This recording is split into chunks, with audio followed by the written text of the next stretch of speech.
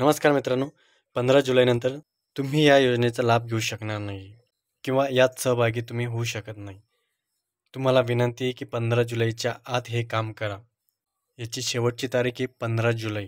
खरीप हंगामातील सोयाबीन, भात, मूग, उडीद, भुईमूग, मका, कापूस या पिकांची केवळ ₹1 भरून योजनेत नोंदणी करता येणार आहे.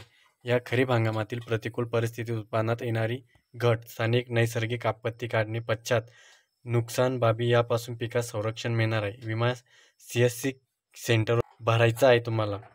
या योजनेत पीक निहाय सोयाबीन प्रति हेक्टरी 49,500, भात हेक्टरी 49,500, भुईमूग हेक्टरी ₹42,971, सोयाबीन प्रति हेक्टरी ₹35,598, कापूस ₹59,500 एवढी रक्कम संरक्षित केलेली आहे या पीक विम्याच्या.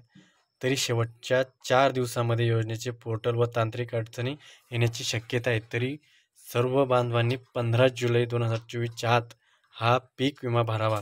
या हंगामातील पीक विमा अर्ज भरण्याची अंतिम मुदत देण्यात आलेली आहे.